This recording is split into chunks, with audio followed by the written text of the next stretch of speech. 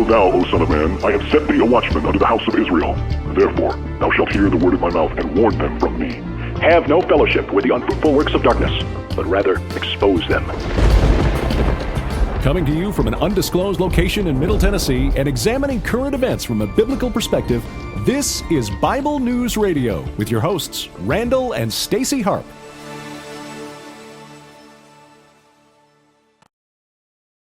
Hey everybody!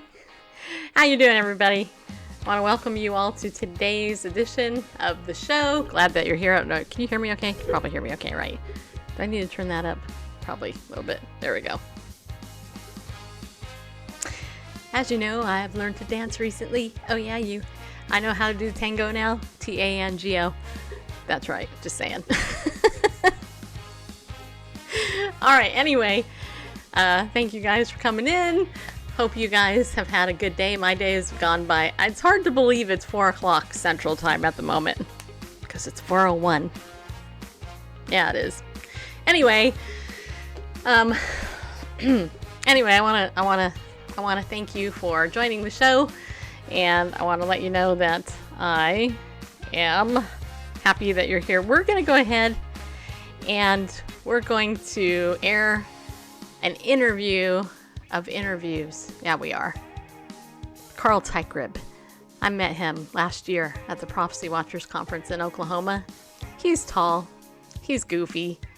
And he's somebody said that me and him are like the counterpart to each other. I think I'd love to do a show with him all the time because his quirky sense of humor is like mine. He's so great. Anyway, he's actually recovering from... I will render my resignation at the conclusion of this episode. But you better first get a contract with him. Okay, well, he's a busy guy, and actually he's just recovering from surgery, and he's a super trooper. Anyway, he was at this conference this year that Bob Ulrich and Gary Stearman invited us to, and Carl, poor Carl, he wrote a brand new book called Game of Gods. Great, beautiful cover, great, totally cool stuff inside it. And it didn't show up for the conference. So the poor guy had to speak and didn't have his books. It was, And what I love about Carl is he's so real. He'll tell you exactly what it is without hesitating. And I love that about him. So I hope that you have time to stay tuned for the episode later. And I'm going to do a couple things. I'm going to announce a couple things first. And then we'll play the interview near the 20 minutes or so into the show. So in the event that you don't want to listen to all this stuff I'm going to say first and come back in 20 minutes and watch Carl, now you know you can. Anyway, I got to give a shout out to Leanne, his beautiful wife, his lovely wife. I love her. Leanne is, what can I say? You know, I meet a lot of people, and Leanne rocks. I mean, she's just awesome. She not only is she funny, but she is smart as a whip. She's giving, she's caring, she's godly, she's beautiful. She's just, you know, I wish we lived closer because I could see us playing dominoes a lot together. Just saying. Anyway, Leanne, give a shout out to you. Hugs and kisses. And glad that you're there. Hey, Darren, I see you here over on Facebook too. And if you're on YouTube, I'm going to give you an update, YouTube people. Ugh. All right, and then over on Periscope, want to say hi to Melanie and Natasha, Jonathan, Aaron, Mia, Advar, Devin, Julio. Did I say your name right? And Steven. Gigulio? Did I say that right? I don't know how to say your name. Sorry, buddy. My bad. Anyway, so glad that you're here. And do me a favor if you want to share this out. You know, let the people know. Let the people know who are on these platforms that we're here. We're here. Yeah, we are. On a... Or your dog can announce this. A secular platform. Yeah, my dog. Yeah, he's my dog. All right, so 2 updates. I'm going to give you 2 updates, and then we're going to go ahead and jump into some of these stories, including the Atheist Nativity scene placed on a court lawn, because, of course, atheists can't come up with their own original ideas. Just saying. I mean, first, let me just say this. if you want to be an atheist, it's okay. For me personally, my very first guest ever in 2005 was Dr. Frank Turek, who wrote a book called I Don't Have Enough Faith to Be an Atheist. Just saying.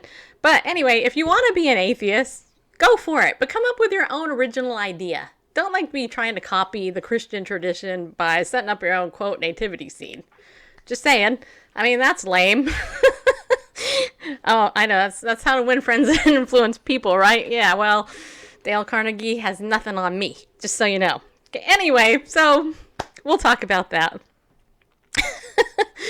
I know, they don't bark until I go on air. Can you figure out why? In fact, Grover, his favorite toy is right here. He actually literally came and dropped it right at my feet right before the show. True story. I was doing a Marco Polo to my friend who actually gave me Grover.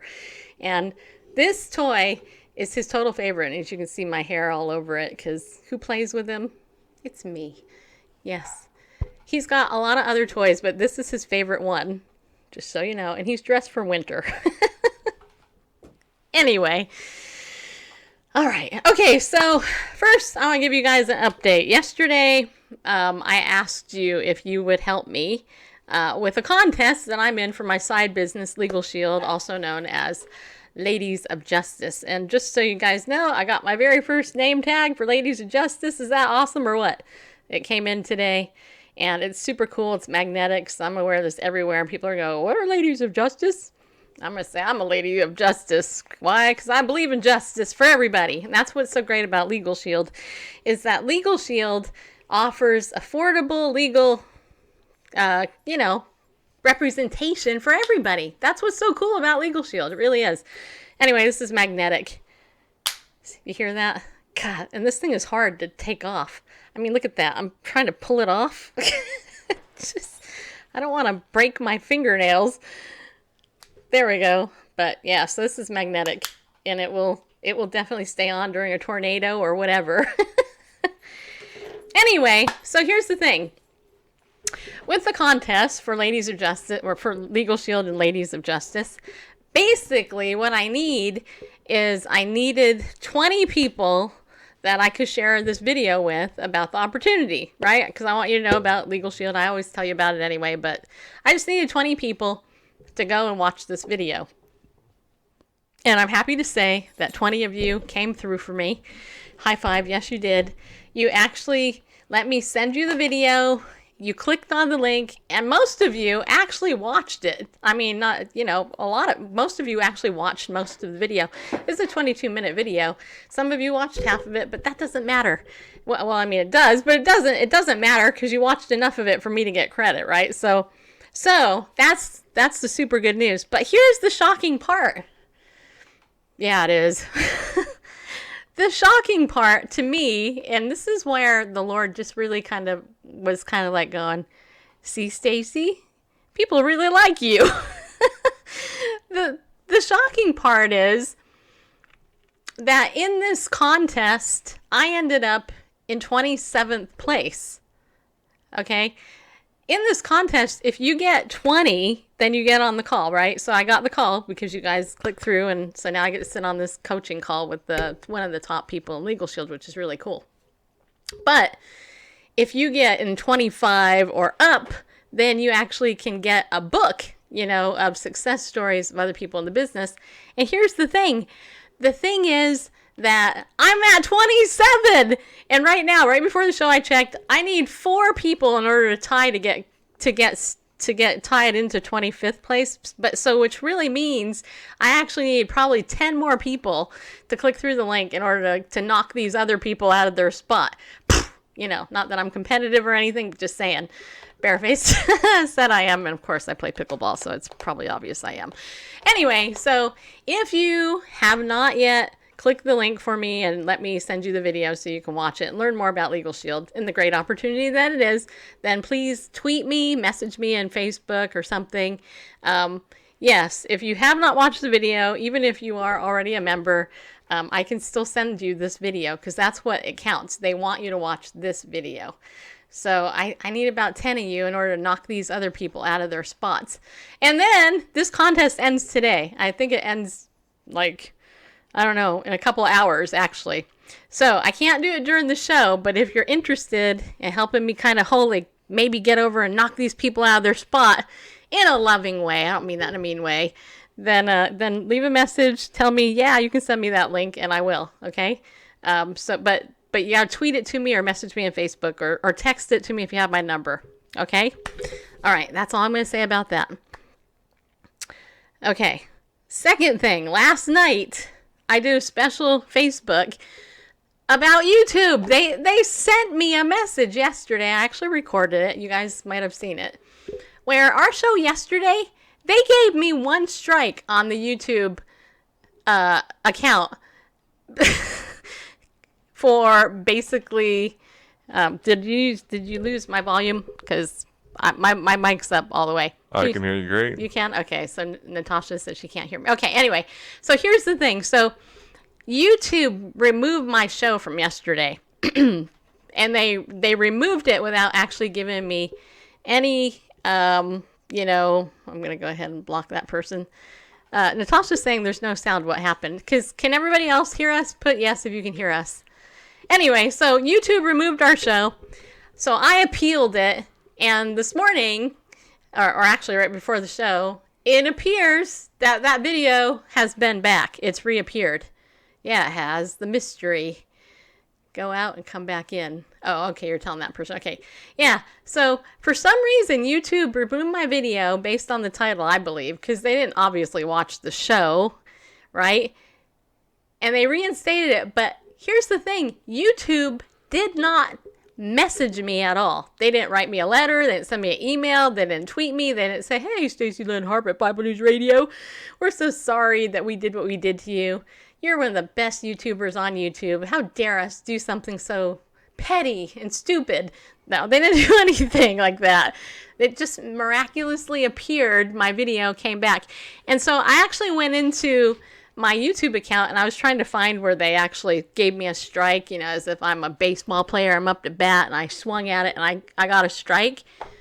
Or maybe we could use the bowling analogy. Whatever. Anyway, the point is my video is back. So that's good news. That's good news. And I tweeted YouTube and I said, thank you, YouTube, for letting my video come back because I really appreciate it, even after you banned it for no apparent reason. But anyway, you'll go to Facebook, your Periscope suddenly has no sound. Okay, Natasha. Well, of course, you can't hear me say that because you're not there.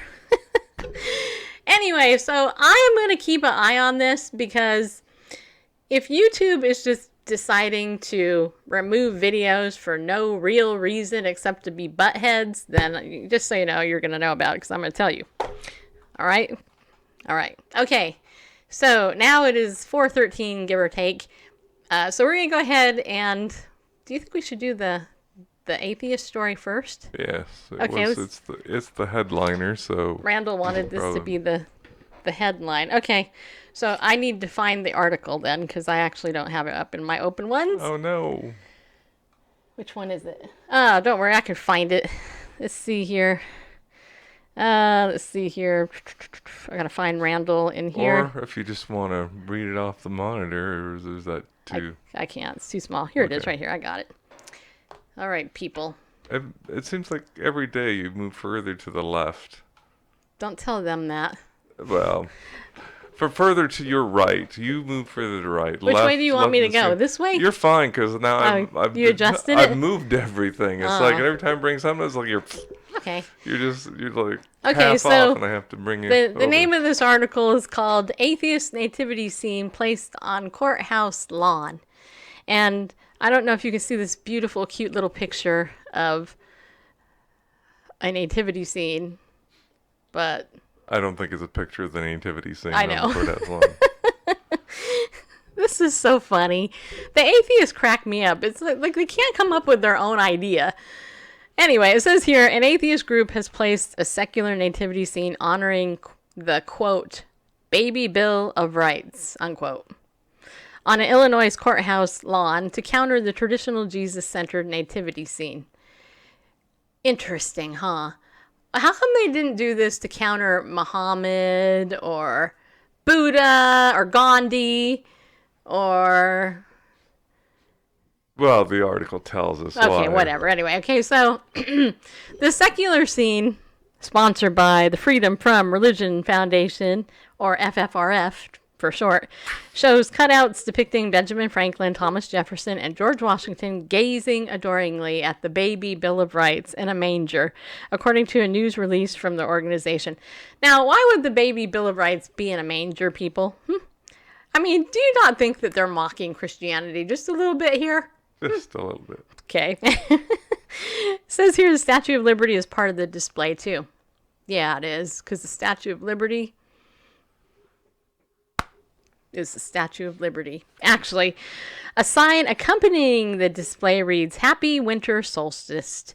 At this season of the winter solstice, we honor reason and the Bill of Rights adopted on December 15th, 1791. The bottom of the sign reads, Keep state and church separate.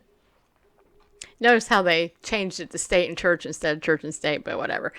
The sign was placed on the Grundy County Courthouse lawn by FFRF members 3 years after the county made the space available to other religions and non-religions.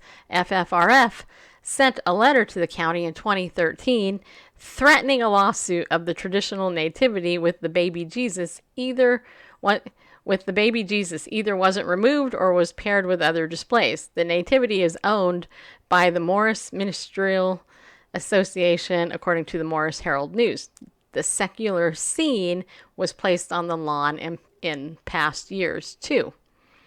The display exemplifies the take charge spirit of members of the Free Thought organization. Yeah, I'm sorry. I just have to laugh at that. The Free Thought organization. Let's see. They're so smart in their thinking that they go ahead and they copy Christian tradition in order to mock it. I personally think that if they're such free thinkers, they should come up with their own idea without mocking my faith, personally. I mean, in America, you have a right to mock my faith if you so desire. Personally, I don't care. It just, if you do it, you're just fulfilling scripture. It says in the end times, mockers and scoffers will come. So that just fulfills my Bible when you do that. But a free thought organization, you would seem to think, might actually be smarter and be able to figure out a way to do their own little stupid holiday than to actually mock a real holiday. And when I say holiday, I really mean holiday as in holy day. You know what I'm saying? So I don't know, maybe it's just me, but I have to laugh at this. The display exemplifies the take charge spirit of members of the Free Thought organization who often assemble such installations in their hometowns to counter religious taboos on public land. Tableaus on public land. The FFRS news release said. Somebody asked me if I was on medication. Yes, as a matter of fact, I do take medication for allergies. Mostly. Anyway, members put up the displays while FFRF provides the materials. The group considers atheists and agnostics to be free thinkers. Obsessed with Christianity. With the help of its ever-vigilant membership of 5 people. No, I'm just kidding. The Freedom from Religion Foundation is keeping the flag of free thought flying high around the country, the news release said. Yeah, it's flying high around the country, and virtually nobody can see it because there's really not that many people there, which is why they need to put out a press release about it. I'm sorry. Can I do a real quick history lesson? Yeah, go ahead. If it runs over a minute, you can stop me. No, go ahead. But folks, what you have here are the first amendments to the Constitution here. Anyway, so you've heard about the First Amendment, Second Amendment. That's kind of a misnomer because what we get to the Bill of Rights doesn't start until the third article. Article the third here. I don't know if you can really see that. It's kind of faint, but this is the original document. Anyway, the first article reads in these amendments to the Constitution. The first article says that after, let me bring up the text that you can read here. Maybe make it big. Article the first. After the first enumeration required by the first article of the Constitution, there shall be one representative for every 30,000 until the number shall amount to 100, after which the proportion shall be so regulated by Congress that there shall be not less than 100 representatives, etc. Do you get who they're talking about, what they're talking about when they say Congress and representatives? And the Constitution is talking about the elected representatives in the House of Representatives that makes up the Congress. Got that? I mean, it's pretty clear. Article the second. No law varying the compensation of the services of the senators and the representatives, i.e. the Senate and the House of Representatives, shall take effect until election of representatives shall have intervened. All right? Now, Article the third, what do we think of the First Amendment? It says Congress. What do you suppose we're talking about there? Congress. Yeah. Not the local city hall, not the local courthouse, not the whatever, city council, Congress. What about the Congress? The Congress of the United States, the Congress specified by the U.S. Constitution, how many representatives per population, all that stuff. Well, it tells us the Congress shall make no law respecting an establishment of religion or prohibiting the free exercise thereof. So, in short, Congress of the United States, those elected representatives of the House of Representatives, are not allowed to make any kind of law, because they are the legislative branch, that respects an establishment of religion or prohibits the free exercise. That is, keep your hands off of it. Don't touch it. Don't say, well, we favor the, Episcopalian church, or we this particular synagogue, or or fill in the blank, or the Baha'i house. We really back nothing, respect, nor against any of them. So you put me back on the screen as I'm rubbing my nose. You weren't rubbing your nose. Yes. I was. See, yeah. Okay, anyway. Good thing I wasn't picking my nose, people. That would be like so people embarrassing. like your face better than they do mine. Anyway. My nose itches. All right, so... Okay. So anyway, Congress isn't to pass, shall make no law, not pass, not even make one, not even bring one to vote with respect to an establishment of religion. Not a religion, but an establishment. This church, that church, whatever. They're not to, no laws about it.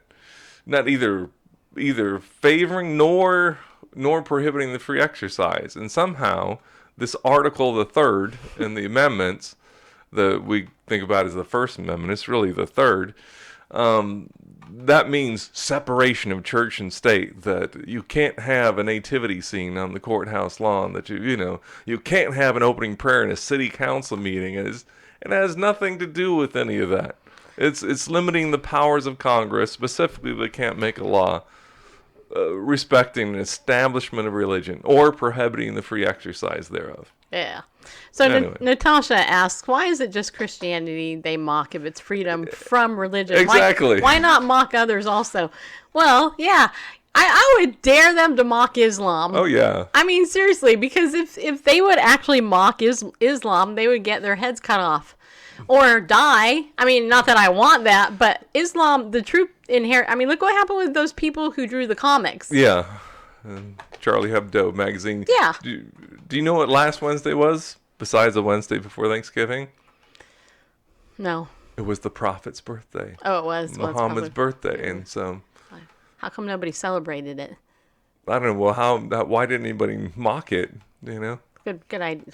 Well, that's a good point. Yeah. Actually, I know a couple people who mock it. They rip Qurans up and stuff. And anyway, but yeah, I wouldn't recommend that. Where was the Freedom from Religion Foundation then?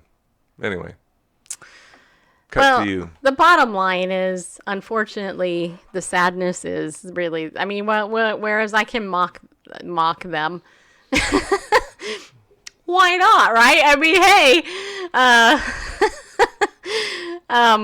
I don't mock that they're in spiritual darkness, okay? I mean, because that's, these people are spiritually blinded, but also there is a remnant of people, and we can't forget this, that are actually doomed. I mean, they've hardened their hearts, they've been cast away, they're reprobates, and unfortunately, for them, their eternity isn't going to be good and their best life is now, to quote Joel Osteen. So it's, you know, you got to admire the fact, though, that they stand up for what they believe in. And this is really, honestly, the lesson that we as Christians can take from the opposition to Christ. You know, there is a segment of Christian believers who believe that you should be passive and that you should be pacifist, that Jesus believed in passivity and that he basically, you know, wants you to turn the other cheek and let people essentially walk all over you and beat the crap out of you, murder you and stuff. Okay, well, that's been predicted. But if that was the case, then, you know, you got to answer the question why he armed his disciples and stuff, you know, that type of thing. You know, you got to ask yourself why, you know, why did they have swords? Was it just to clean fish? I mean, you know, it wasn't. I'm actually non-denominational, just so you know, Danny, that you asked. But thanks for asking. Yeah, I'm just a Bible reader, a Bible believer. I do my best to defend the Bible, to talk about the Bible. Don't use me as your example of Christianity, though, because that might disappoint you. But anyway, do you have a comment? I was just gonna, affirm that just prior to his crucifixion, when things were gonna get really messy in terms of persecution at that moment, you know, because they took him, he was arrested. Then, you know, his followers were fair game. That the detractors and opponents were emboldened. And Yeshua told before his crucifixion, he told his apostles, or were they disciples at that point? Anyway, he said, you know, if you don't have a sword, go out and buy one. Whoever doesn't have one, you know. Before, this was all taken care of and told you not, but the now the time is now is the time to. Yeah, he gave them the right to bear arms, literally. Yeah. Anyway, and that's kind of where the foundation of our founding documents came from, was the Bible. Anyway, okay, so with that said, want to say hi to Gina and all this. Let's see. Yeah. And somebody else came in. Jonathan, Danielle, Rob.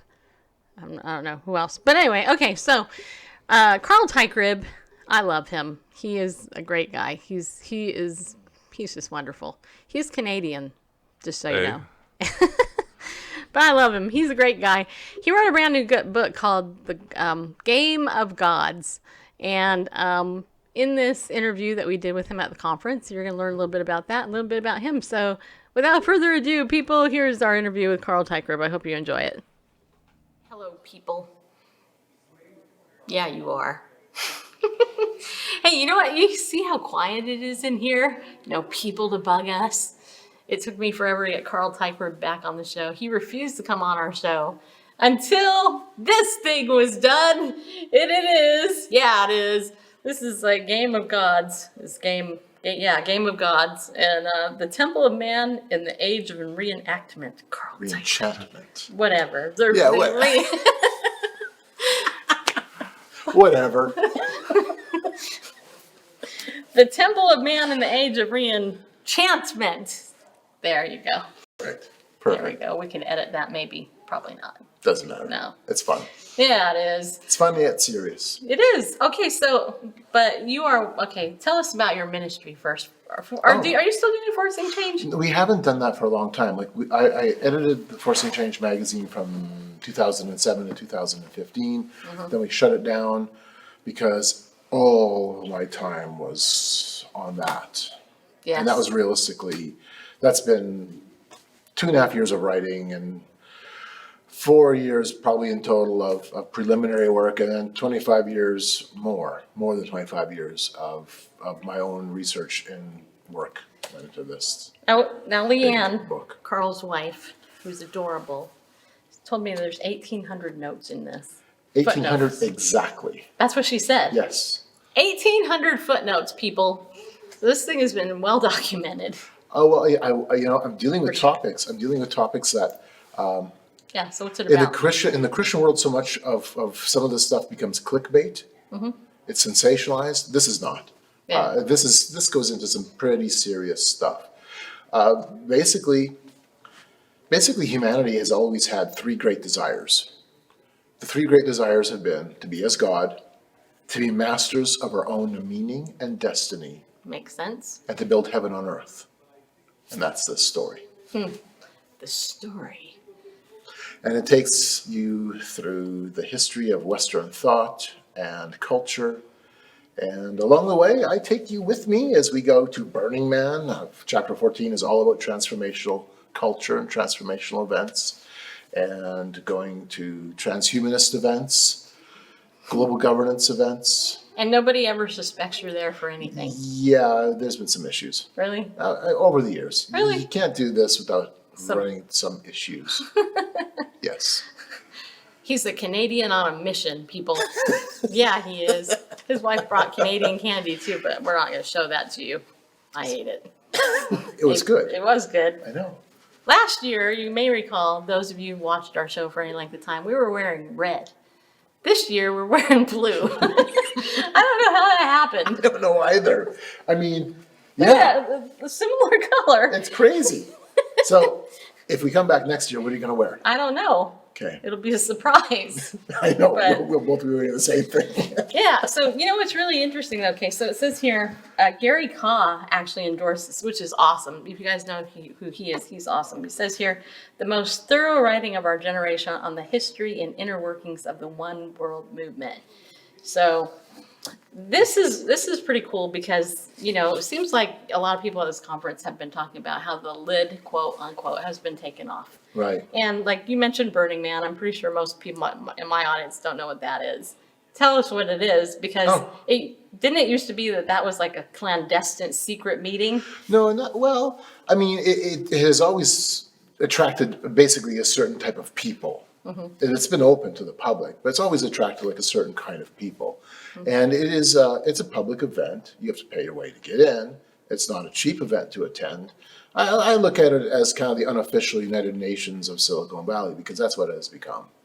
So there's a lot of workshops, there's a lot of lectures, 70,000 people. This year was 70,000 paying participants and another 10,000 volunteers. And Wow. I went to workshops on psychedelics, spirituality, artificial intelligence, and cryptocurrency, and basically mashing those together. Some really interesting stuff. Okay. And then we also did a lot of witnessing. We set up a camp and had a camp sign that said Camp of the Unknown God, and had a pile of conversations. And I mean a pile, and good conversations, solid conversations, and relationships. We've developed some good friendships through it all. But I mean, that's the cultural side. And to be honest, that's the one side I was probably the least familiar with even 5-8 years ago. I understood it, but not in depth. And it's taken me some time to kind of piece it all together. So you mentioned cryptocurrency. Yeah. Now I actually know somebody on who's actually, I'm not sure of the exact name of his podcast, but Joel Cohn.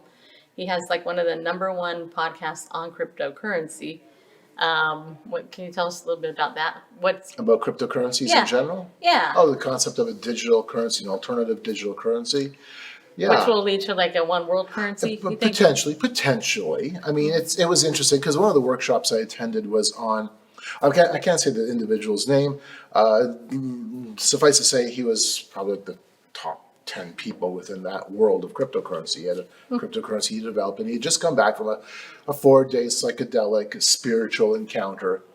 And so over the course of about 2.5 hours, he broke down. And this is interesting. I've got it in the very last chapter of the book. I just touch on it, where he broke down a new civilization this way.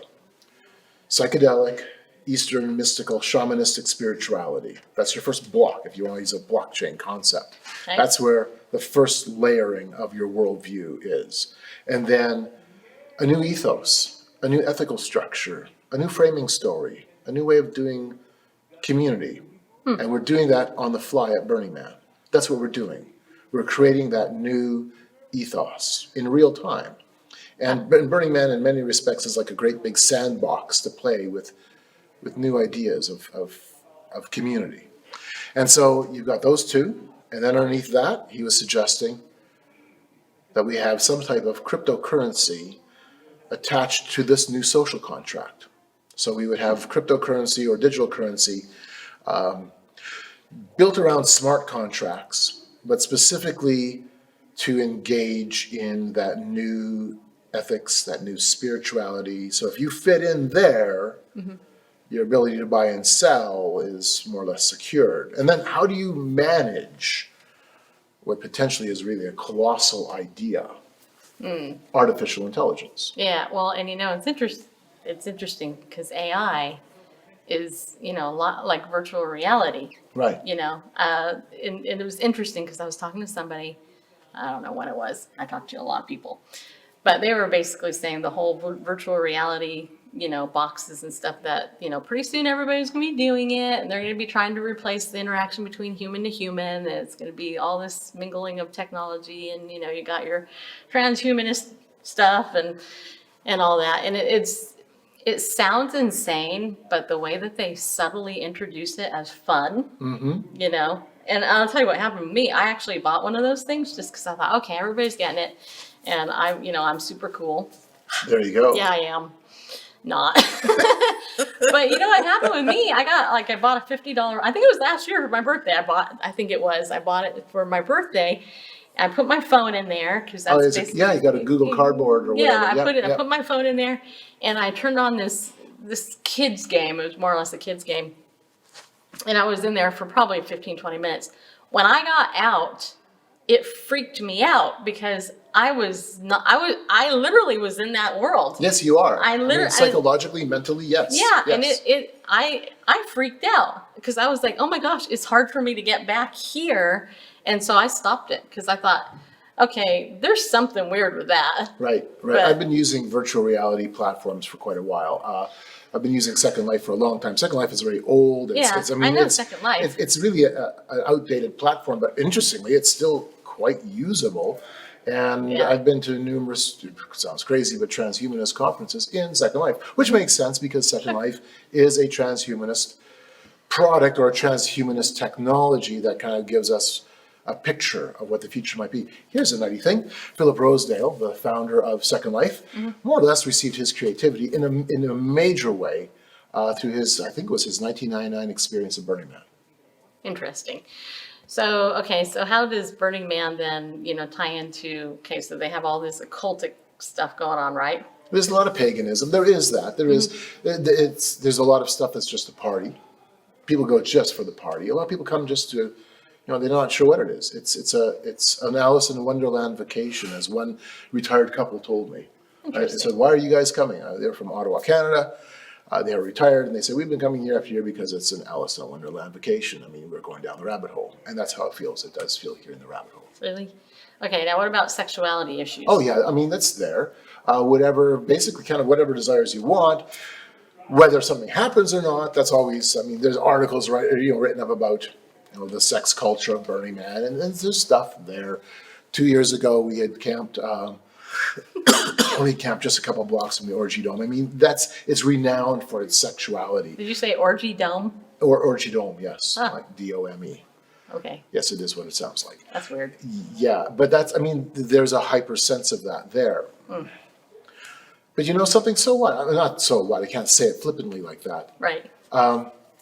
This is a city where anything goes, so to speak. But if you're honest with yourself, the same stuff happens in your city. Sure. It happens in every community. You just don't know it. Exactly. Here it's just more out in the open. So one thing that it's going to sound, again, kind of strange, I appreciate about Burning Man, I've been to United Nations events, I've been to interfaith events, I've been to all kinds of other crazy places. Everybody holds the cards close, hey? Everybody's got agendas. Everybody's guarded. Right. Burning Man is like, cards go everywhere. And while it may be uncomfortable, and it should be uncomfortable. I would hope. Yes. And there is a difference between finding something offensive and being offended. Right. Okay. True. And so you go into it with that mindset. And the one thing I have found here is that people want to talk. People want to talk. So we set up this camp of the unknown gods, and people have walked by and literally said, "Who is this unknown god?" Well, Can you get a more open door than that No. to talk about Christ? So we had dozens and dozens and dozens of conversations over the last couple of years at Burning Man about Jesus Christ and Christianity. I think we only had one person walk away angry when the name of Jesus came up. More people, even this last year, we had people stick around with us the whole week, camping nearby, who wanted to hear more. That's awesome. That is really cool. It is awesome. So that, for me, that was one exciting little part of the development of this book that I did not anticipate. But I'm so glad I did, or so glad it happened. It was not just research anymore. It's now finding practical application for that research. Yeah. Well, and you're such an affable guy, so it's sweet and lovable, whatever. There are days, and then there are days. Yeah, I've got a couple of those messages from you. That's okay. I say stuff too, just so you know, people. Okay, so this book, whereas it's frustrating that good old Amazon messed with you. Yeah, I know. I know, it's a bummer. Oh, well. But you can get it, or do you want to promote Amazon? Is that where they can get It it? is on Amazon. That's Okay. at this point the only place where you can get it is Amazon. Yeah. I can't even get it. That's the irony. It's a beautiful book cover. And it feels so And nice. It says not for resale. They sent me the proof copies. Yeah. So, oh well. Well, but look at this. See how big it is? 570 pages. And White Mud House Publishing, is that you? That is us. Really? Yes. White Mud. White Mud is the name of the river I grew up on. Is it really? Yeah. That's cool. Yeah. That's a neat publishing imprint. I like that. Thank you. All right. So they can go to Amazon and get this book. You guys really should. If you are an intellectual, curiously cool person, you should definitely get this book for sure. First, just the title is awesome itself, Game of Gods. Why is it titled that? Oh, because we are playing a game of gods.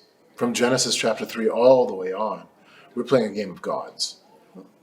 We're not going to win that game, but we play that game. Yeah, it's interesting, isn't it?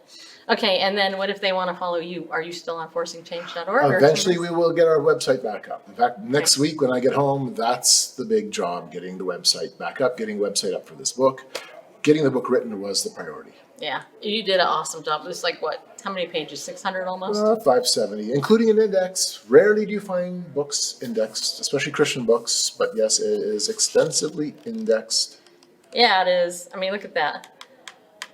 Oh, wait. There's pictures in the back. Is that you? Yep, that's me at the burn, and that's just me. Look at that. Trying to look all cool. See that? Thumbs in pockets. Yeah, it is. Yeah, you gonna zoom in? Oh, wow. He's such a character. Yeah, he is. That's okay. But I mean, yeah, we all are, right? Yeah, we are. Well, Yeah.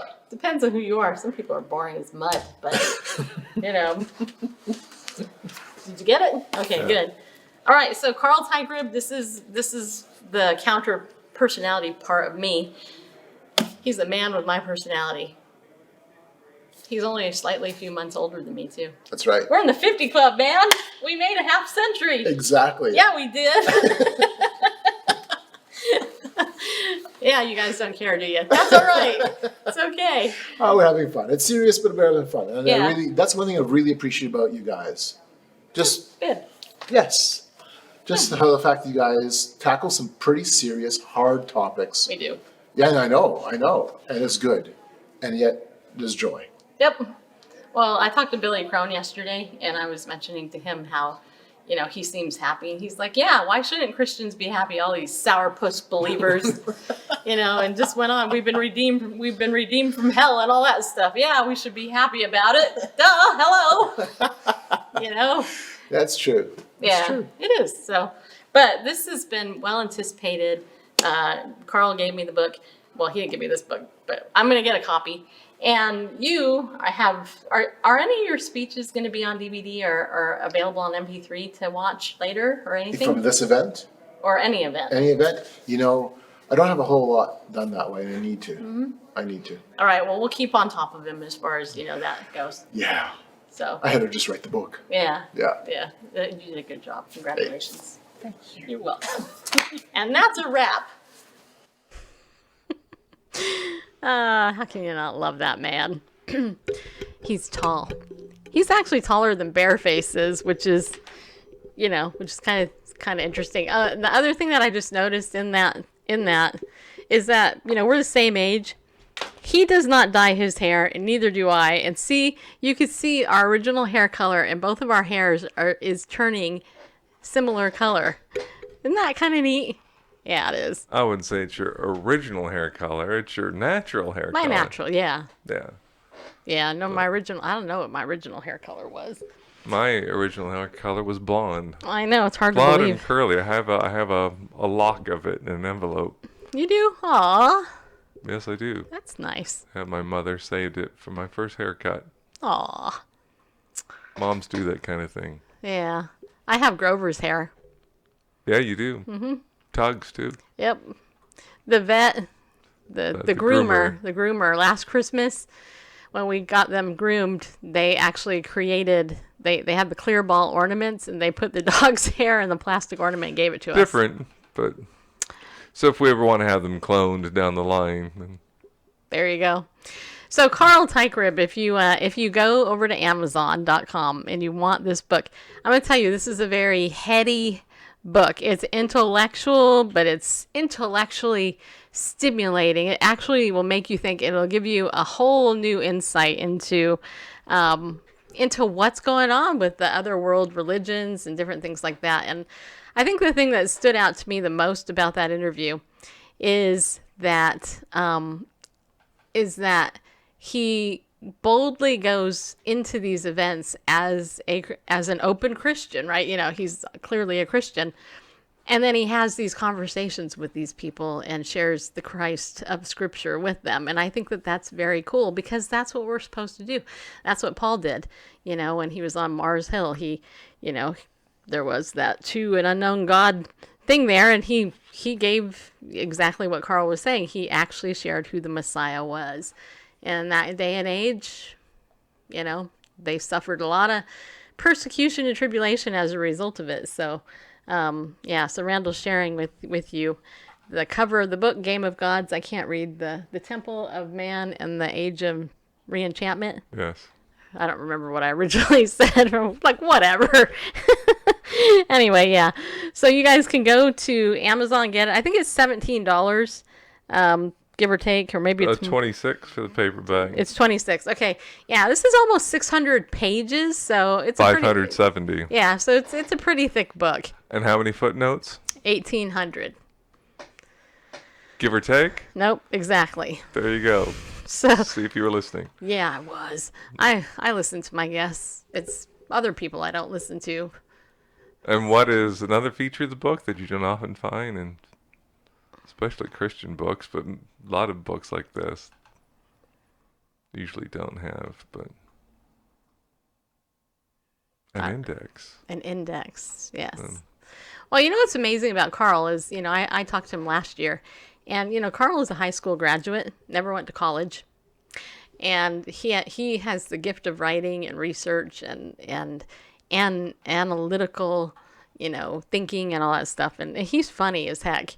And he's blunt and honest. That's what I like about him. If he was ticked off about something, he'll tell you, and he'll use a bad word, or what some people might consider a bad word. I laugh when I hear it because, well, me. Anyway, all right, so that's that. But before this hour ends, I have to tell you, we got to thank Ariel Ministries, because they help underwrite this show. They sponsor this show, and of course, you guys know if you're here every day that you can get 20% off anything in the Ariel website if you go to ariel.org. Use the coupon code Bible News and save 20%. And this month we're talking about that historical geographical Bible study tour that you can get on DVD. It's over on our resources page. Is that right? Yes. Over on BibleNewsRadio.com. Just go there. Click the resources page.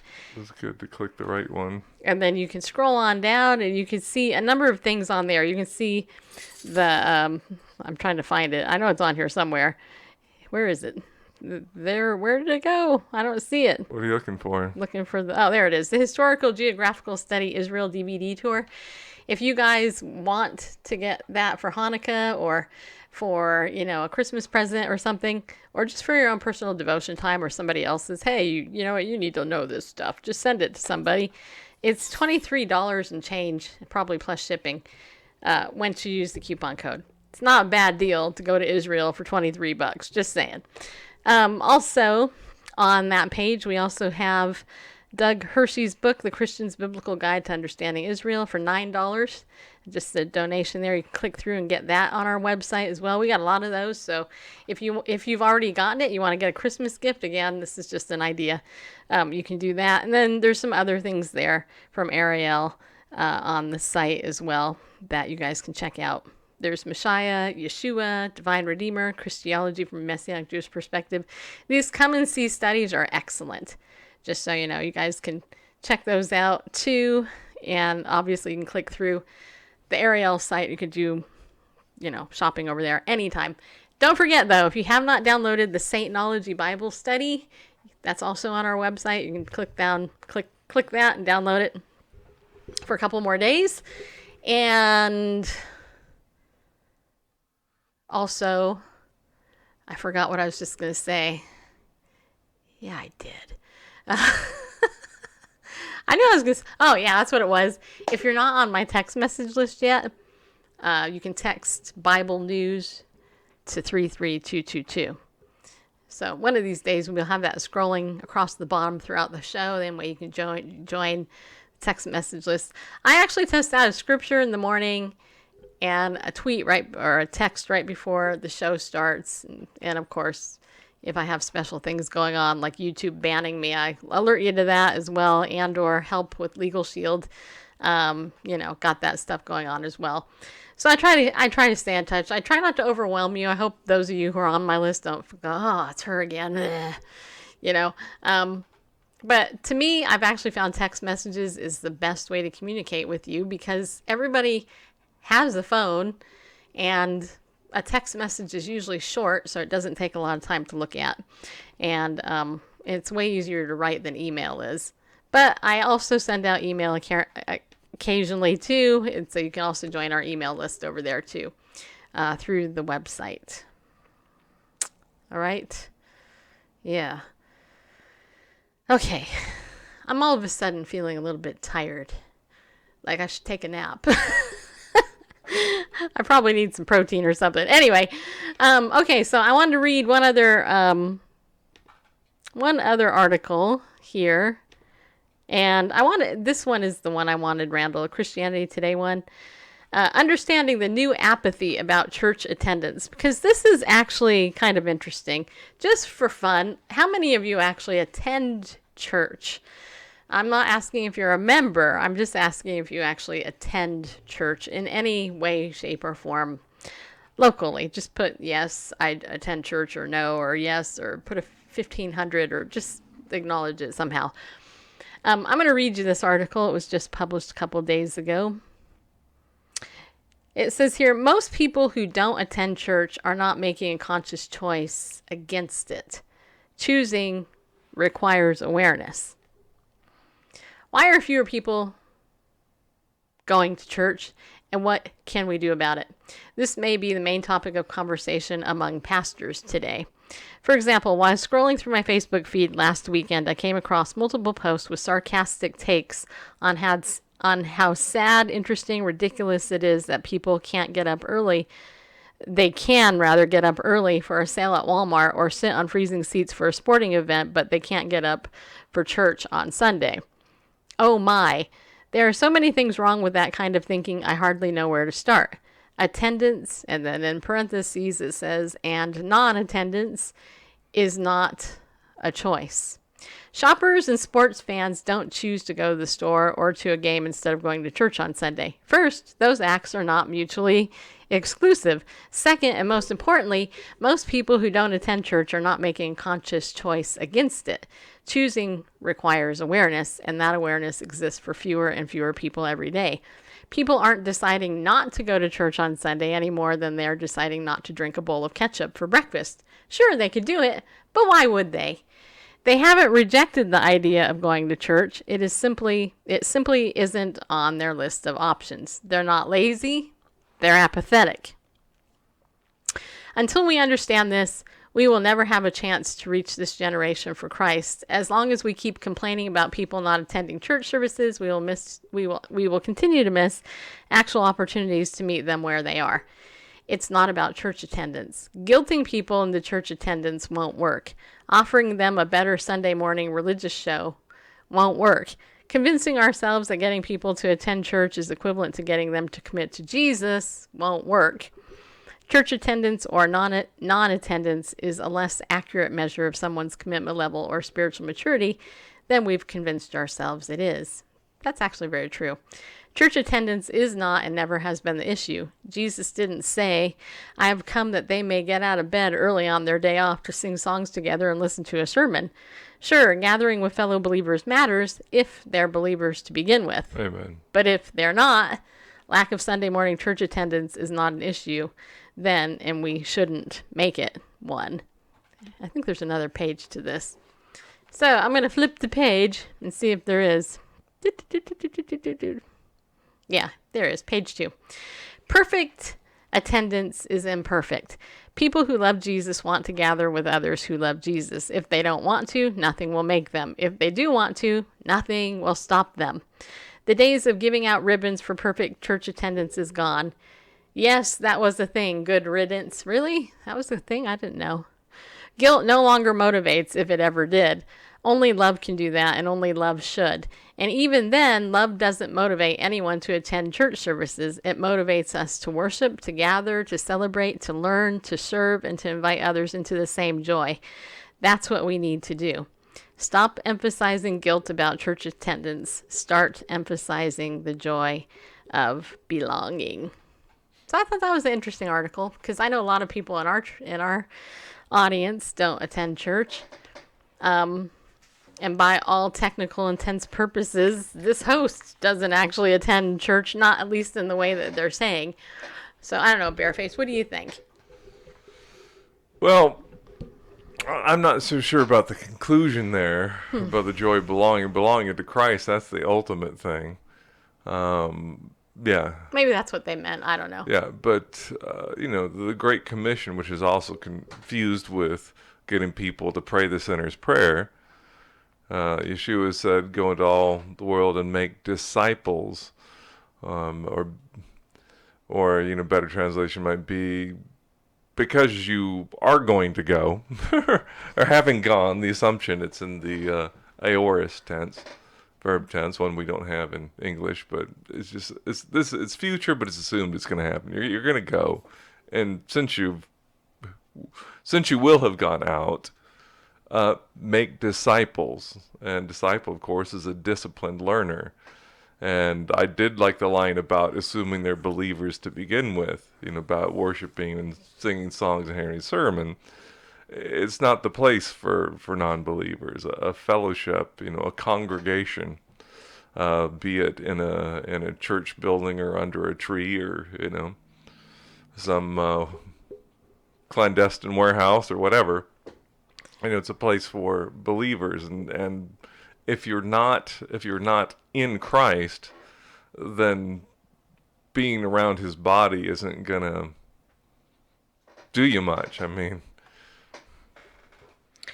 yeah. Well, I think a lot of people who attend church are not saved. Unfortunately, I think that's true. Yeah, they're church goers, right? I mean. Because of that very thing, emphasizing church attendance. Right. You got to get people in church. Got to have them sit down, because that's transformation comes, when you attend church. Well, yes, spiritual growth takes place in the company of other believers. As the writer of Hebrews says, exhorting one another to love and good works. Yes, but if you're not a believer to begin with, putting your backside in a pew or whatever, it's what I've noticed about you as you've gotten older? What's that? You're like more blunt. Over the years I've known you, you've become more direct and like more like in your face type. Well, I wonder where you got that from. Well, because I'm getting older, You are actually. You're getting old. You're almost 55, man. I realize that time is of the essence. Look at that. You're starting to gray around the edges, buddy. Get some wrinkles on your eyes. Stuff. You're getting old. Yeah, you are. I am so. I realize there's, I want to be more judicious with my time. Why, if there's something to say, just say it. Can you imagine me and Randall at 85 and 80? That would be so funny. I hope we live to be that old. Well, I hope the Lord takes us home before that. I know, but if he doesn't, then we can live to be that old together. It'd be so fun. We'll be getting up in the morning. You should hear us both in the morning. How you doing? Did you sleep well? Hold on a minute. I gotta get out of bed.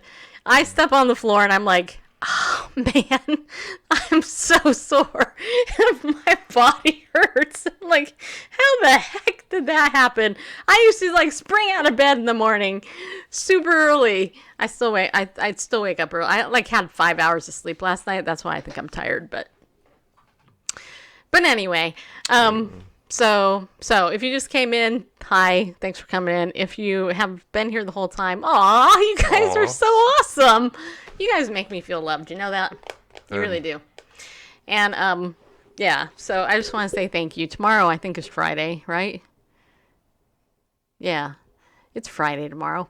Anyway, so Free for All Friday is our topic tomorrow. So if you guys have anything you want us to talk about, you can tweet it to me, send it to me on my text message list.